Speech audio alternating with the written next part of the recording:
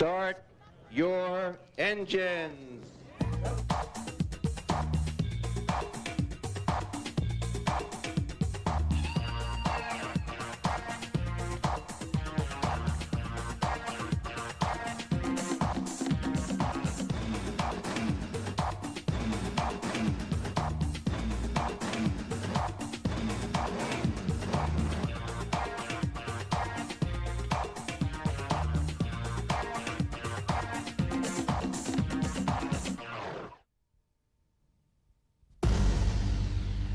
When Jim Clark first arrived at Indianapolis, the Americans smiled.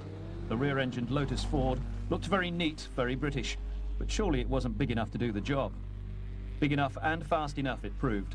In 1965, Jim Clark became the first winner at Indy to average over 150 miles an hour.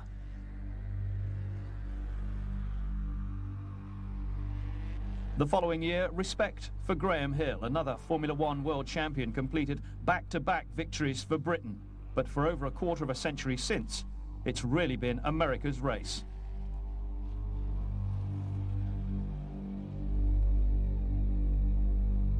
The late Colin Chapman brought Nigel Mansell into Formula One with Lotus in 1980. 13 years on, he'd have been proud to see his protege as world champion tackling the Indy 500 for the first time. The odds against success were high, but who'd bet against this competitor?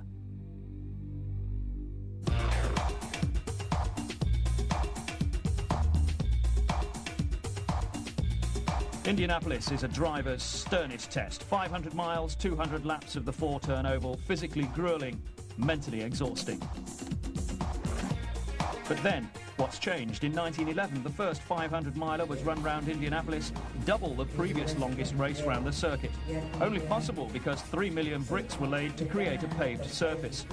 Crashes were just part of the game.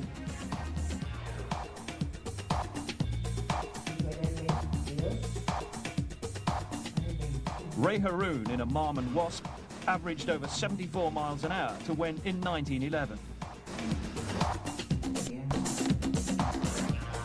In 1913, Peugeot became the first foreign make to win.